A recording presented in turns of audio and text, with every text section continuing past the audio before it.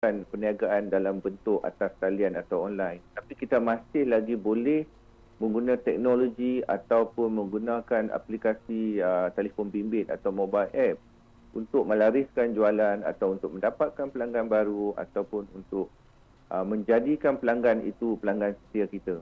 Jadi ada banyak cara lain, tapi teknologi adalah satu hala tuju yang akan perlu kita embrace atau dakapi dalam membangunkan dan memperkembangkan perniagaan kita pasca COVID-19. Tuan Omar Syari yang merupakan CEO of Location Media Exchange LMX Malaysia. Building a successful business cannot be done in a short time. Never give up. Maybe today it is hard, but we'll never know what happened tomorrow. The best that you can do is to be able to face failure and succeed after failing. Sales go up and down, but service stays forever. I'm Dan Tai Luk, Group CEO of MyNews. You are listening to Bernama Radio, your number one business news radio.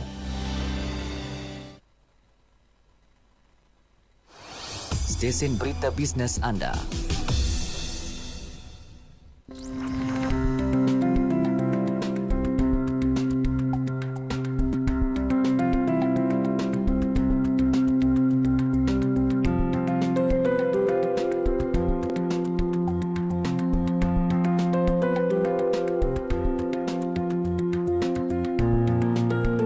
Bernama Radio, stesen berita bisnes anda. Ikuti podcast Bernama Radio di aplikasi Spotify dan follow kami di laman media sosial Facebook, Twitter dan juga Instagram. Kata cariannya adalah Bernama Radio. Okey, baik, dan waktu ini kita bersama-sama dalam program nak membincangkan satu topik yang sangat menarik, iaitu tentang bengkak leher. Okey, ramai yang mengatakan bengkak leher ni alah biasa-biasa je, ataupun mungkin nak kena sakit tekak contohnya, ataupun ada setengahnya yang sampai ke tahap kena beguk kan, ataupun mungkin lebih serius daripada itu. Okey, jadi untuk mengupas tentang topik bengkak leher, adakah anda perlu risau? Okey, kita bersama-sama dengan tetamu kita di studio Bernama Radio waktu ini. Kita ada Profesor Dr. Muhammad Zulkifli Abu Bakar, Senior Clinical Consultant, Otorhinolaryngologist and Head and Neck Surgeon. Saya harap saya sebut betul lah tu ya, doktor ya. Ya, betul. Okey, alright, dan kita sapa Prof dululah. Assalamualaikum Prof. Waalaikumsalam. Okey, Prof Zul ya. Okey, terima kasih kerana bersama-sama dengan kami di Bernama Radio. Okey, kita nak tahu tentang bengkak leher. Sebenarnya bengkak leher itu apa definisi dia, Prof? Okey. First, terima kasih Bernama Radio kerana menjemput saya untuk rancangan siaran hari ini, pagi ini. Okey, bengkak leher pada asasnya adalah satu benjolan abnormal pada leher kita. Dan kebengkakan itu boleh berlaku dalam masa acute ataupun tiba-tiba, ataupun benda itu dah berlaku lama, kita baru sedar kemudian. Jadi satu bengkakan itu boleh kita tafsirkan ataupun bahagikan kepada bahagian leher itu sendiri. Jadi biasanya kalau kita bahagikan leher itu, kita letak pada tiga bahagian utama.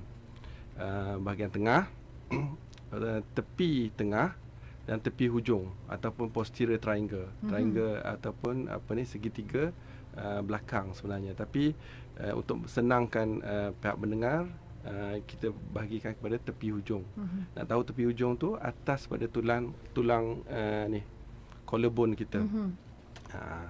Itu secara kasarnya apa itu bengkak leher. Baik. Okey, dan bagaimana pula untuk kita mengenal pasti yang kita ni sedang ada bengkak di bahagian leher kita ni, Prof? Okey, sebenarnya kita macam susah untuk nak mengetahui, dan biasanya kes-kes yang bengkak leher yang kita jumpa yang jenis berterusan kronik kan, yang lama, dia tak rasa apa-apa. Itu problemnya. Bila dia datang ke hospital, dia datang kerana kawan bagi tahu, ada leher rasa macam tak pelik lah, dia rasa ada tengok benda structure, structure yang tak elok, atau macam bentuk tak elok, dan dia datang hospital. komen daripada kawan. Sebelum ni tak rasa apa pun. Lepas tu ya ada setengahnya bangun pagi dia rasa macam berdenyut ataupun rasa tak selesa pada leher itu sendiri. Dan dia sentuh, tengok-tengok ada bengkak. Jadi benda-benda tu biasanya adalah tanda-tanda awal yang perlu terus kena datang hospital lah. Okey, baik. Menarik sebenarnya. Kannya bila cerita tentang leher. Sebab akan berlaku juga kekeliruan, Prof. Yeah. Leher, tengkuk, kan ada macam dekat bahagian tekak. Biasa. Maksudnya penggunaan kebiasaan yang kita gunakan pada kawasan yang tadi Prof katakan tadi kan. So jadi adakah ianya sama ataupun berbeza sebenarnya? Leher tekak ke dalam kan. Leher luar. Tengkuk ni lebih kepada ke tepi.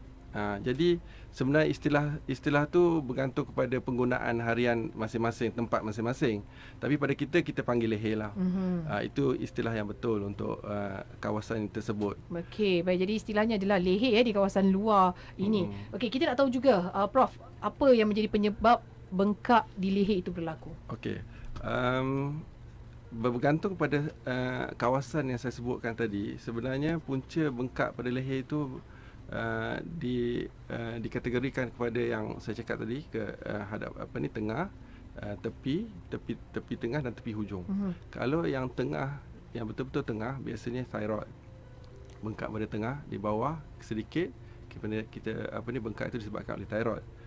Yang tepi, yang manakala yang tepi pula disebabkan oleh kelenjar limfa. Kita panggil lymph nodes. Dan yang hujung tepi hujung biasanya kebanyakan yang limfa, kelenjar limfa ataupun struktur-struktur lain yang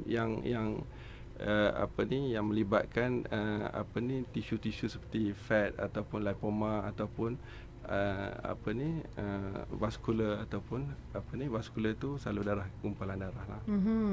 Okey, baik, dan berlaku juga kalau kita lihat Prof, kekeliruan ya di antara bengkak leher, thyroid, beguk contohnya, dan juga tadi bengkak limfa tu tadi. Kita tengok macam keadaannya macam sama je, dia bengkak lah.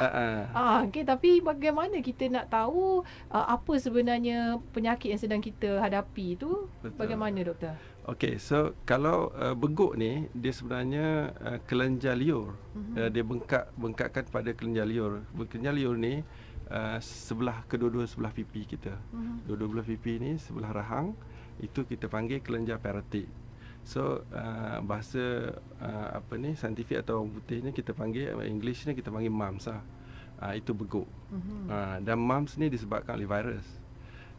Dan thyroid dia ke bawah sikit. Dia sedikit ke bawah dan bahagian tengah. Ke bawah dan saluran tengah. tekak kita tu ke? Luar daripada saluran tekak.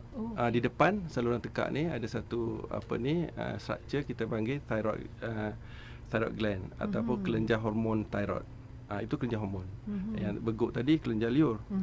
Dan limfa ni pula adalah kelenjar kita panggil structure defensif. Maksudnya untuk nak defend kita punya, katakan kita ada infection bahagian mulut, bahagian hidung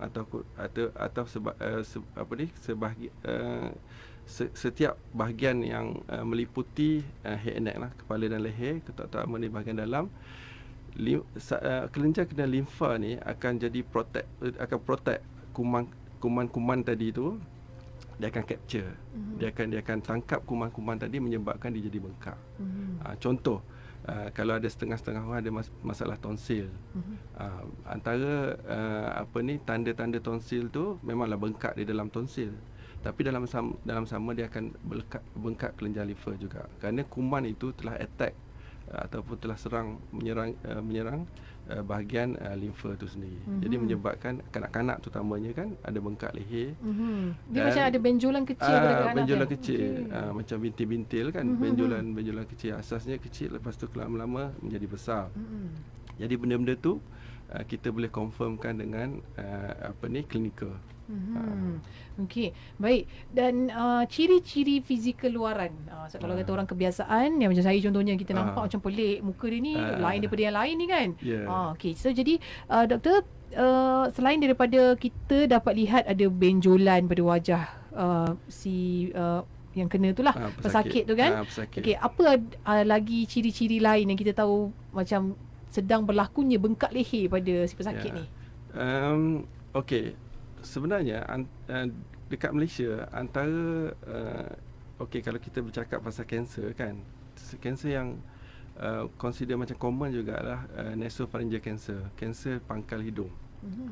Okey, kanser pangkal hidung ni dia akan memberi simptom yang paling common untuk pangkal hidung ni bukan sebenarnya sekadar blok pada hidung tau. Adalah benjolan, bengkak leher. So bengkak pada leher itu adalah common problem pada dia orang. So jadi di samping dia orang mendapat bengkak leher, dia orang akan tidur mereka akan berdengkur pasal blok pada hidung. Satu lagi demam yang kerap pun doktor. Demam berterusan lah. Yang kerap demam berterusan. Lepas tu lainnya sakit tekak masa menelan, dia rasa sakit tekak. Bila telan je sakit. Lepas tu lainnya suara berubah.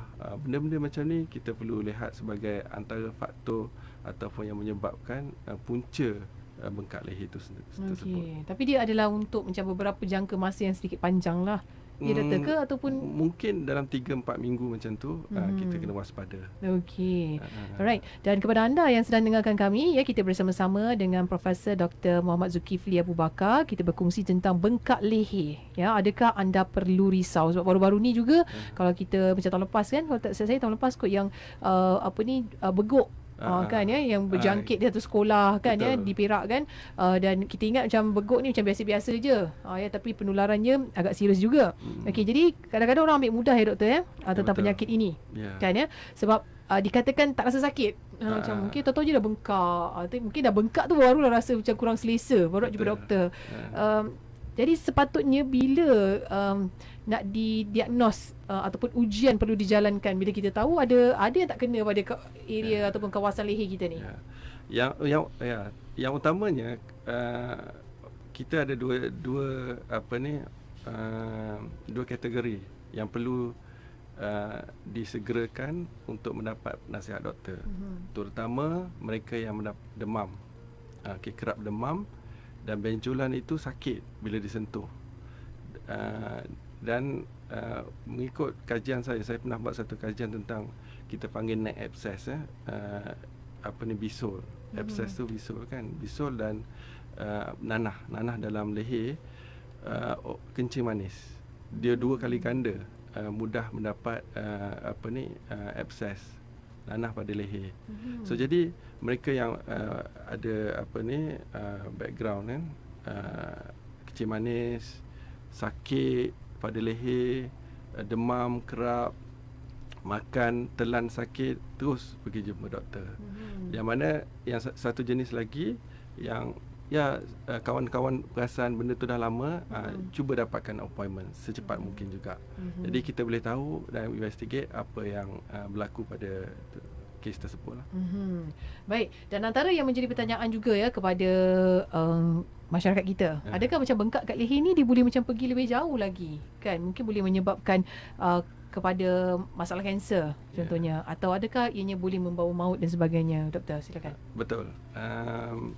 Yang bergantung kepada kawasan yang pesakit kena bengkak leher tersebut. Kalau kita kategorikan pada yang depan ni ataupun yang tengah, thyroid.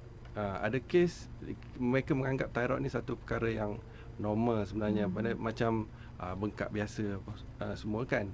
Tapi bila kita check, sebenarnya benda tu tak biasa. Yang problem yang berlaku pada thyroid ni, belakang thyroid itu kita ada salur nafas dan salur makanan. Ada kes yang depan tu besarnya tak sebesar dalam 2-3 cm saja, tapi bila kita buat scan, rupa-rupanya dah masuk ke dalam peti suara, bahagian peti salur nafas dengan salur makanan. Jadi perkara ni tak boleh diambil mudah. Maknanya dia boleh pergi sampai melibatkan salur nafas dan kita tak boleh bernafas, dan salur makanan kita tak boleh makan dengan sempurna lah. Lepas tu ada satu kes kalau tepi, di bahagian tepi, bengkak tu banyak walaupun kecil, kita pun tak boleh ambil mudah kerana banyak kes yang saya ambil sampel dia datang sebagai limfoma. Kanser limfoma. Dan yang paling penting, kalau katakan kita tak dapat punca daripada leher tersebut, kita akan cari tempat-tempat lain, dan banyak kes kita akan jumpa kanser tu akan berpunca daripada pangkal hidung, belakang lidah, dan banyak lagi area-area yang kita boleh explore. Sebab tu kita tak boleh ambil mudah bengkak leher ni. Doktor, dia puncanya daripada mana ya? Macam contoh tadi virus kan, ya doktor ada bagi tahu kan. Terjadinya bengkak leher ni, tak kisahlah sama ada thyroid ke, beguk ke, ataupun bengkak di limfa tu sebab salah makan, salah cara makan, ataupun tak gosok gigi atau bagaimana? Punca asasnya biasanya kalau secara kasarnya, kalau kita kategorikan, majoritinya berpunca daripada jangkitan kuman. So kalau kes-kes yang setengah-setengah virus tu dia boleh menyebabkan kanser, contoh macam kanser pangkal hidung dan HPV. HPV pun boleh menyebabkan kanser pada oropharynx. Oropharynx ni belakang tekak kita lah, dekat tekak kita. Jadi punca-puncanya biasanya disebabkan kes-kes jangkitan kuman. Daripada kalau HPV ni punca dia daripada kita panggil contact, sexual contact.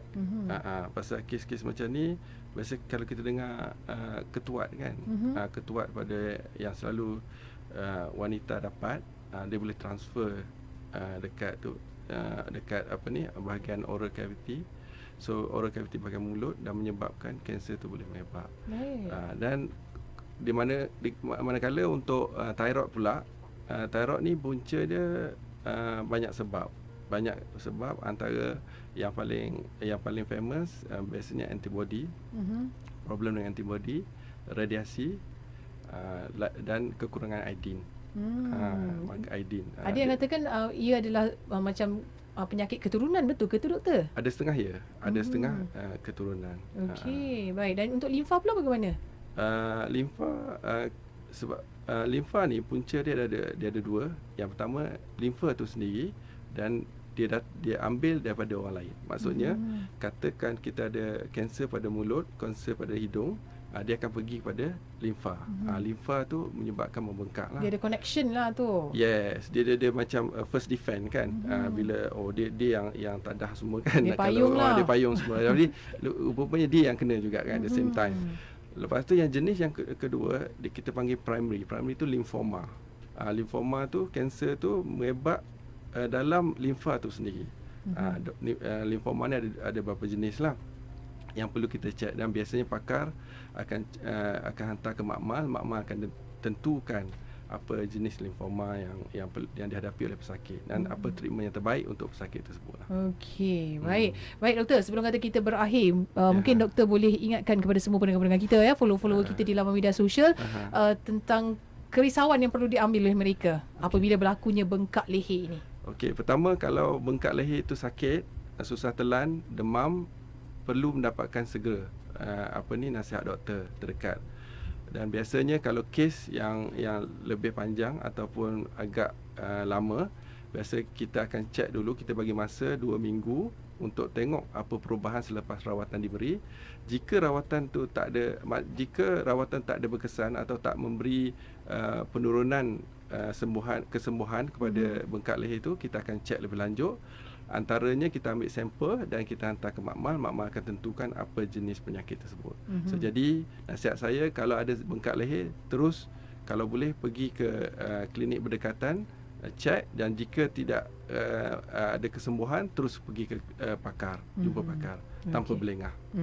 Okey, baik ya. Jadi kita jangan ambil mudahlah ya apabila berlakunya bengkak pada leher ini, sebab dia ada macam-macam kemungkinan. Ya, betul. Ya, Prof, dengan hanya bengkak saja di leher. Tapi apakah punca tu, dia ada pelbagai. Jadi eloklah sangat cepat-cepat mendapat nasihat doktor bila kita dapat tahu kita mengalami masalah bengkak leher ini. Apa pun kita nak ucapkan terima kasih kepada Profesor Dr. Muhammad Zulkifli Abu Bakar kerana bersama-sama dengan kami di program Bernama Radio waktu ini. Terima kasih doktor. Okey, sama-sama. Terus saja dengarkan kami di Bernama Radio, stesen berita bisnes anda.